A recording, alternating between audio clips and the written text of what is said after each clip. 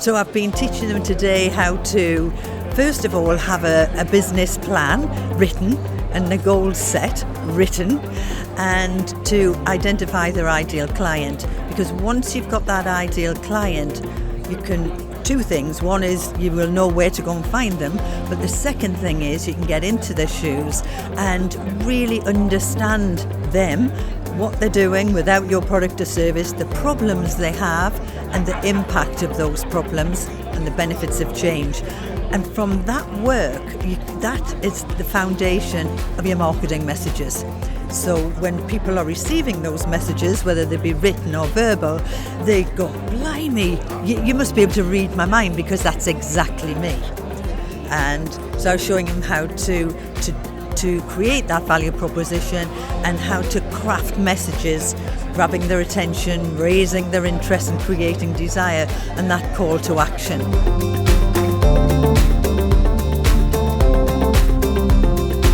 It started as a youth. As you know, ran my own design agency for many years. And then when that finished and the world changed, there was an itch that needed scratching to be creative still. Okay. And although I have a hobby of growing bonsai trees, the trees side of it is what got me into the pottery, because I only make pots for bonsai trees. It's a very, very niche market. Well, I've noticed. Yeah, small, Yeah. Some might say, excuse the pun. So, that's how it started. Bought all the kit, 2 years training, make sure the pots continued to be made in the same style as they have been by the previous owner for the previous 25 years.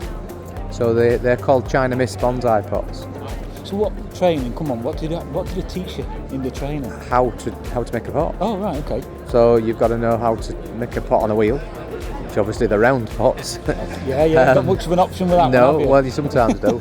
and then the ovals have a specific way of making an oval shaped pot, and then a tall one obviously is a different thing again if it's square.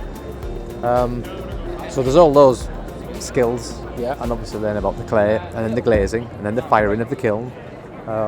So there's a whole process of about 2 years where I was travelling to the pottery where it stood to make sure that they were correct, and then I moved it all to mine, developed what was the garage into the pottery. So I've got pottery in a workshop, and yeah, it You enjoy that more, don't you?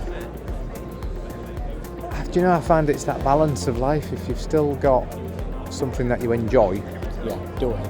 do it. The moment it starts to become a job or a chore, Then don't do it. Yeah. don't do it, or try and do something about it and change it. So at the moment, yeah, it's an enjoyable job where it's creative and it suits me. Yeah, it has its ups and downs, because this time of year it's freezing cold.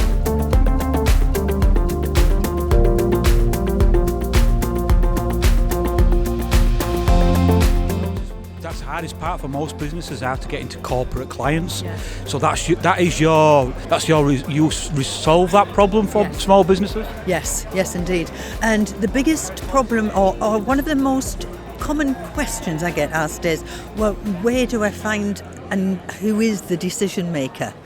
And of course this monitoring and tracking form, your prospect and activity form, will eventually show you that, because eventually you'll see where your sales are and you'll be able to track back and say, right, where did the decision maker sit?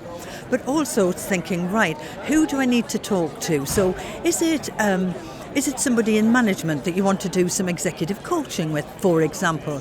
And HR might be your first port of call.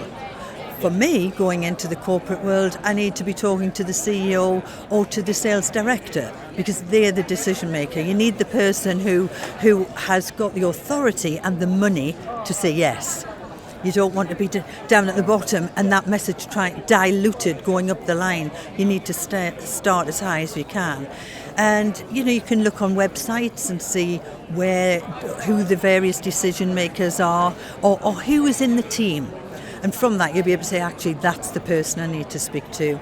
And again, you can find contact emails often by looking at the format on a website. So if it was Dillis Guyan at theexpo.com, then you would know it would be David Johnson, David.Johnson at the expo.com. So you could get it from that. You can get an email from LinkedIn, or even better is on LinkedIn, find somebody who is a first connection to the second connection of yours, and you can get an introduction to them.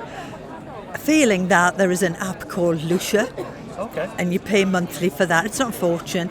And every time you open LinkedIn, you open up the app, and when you search someone, it gives you every bit of information Oh, that's handy. for Very that. handy. Yeah. So the decision maker is really, people get stuck at that point and they think, I don't really know. Well, just do some research and say, who do I need to talk to that deals with whatever it is you're doing. So we know it's not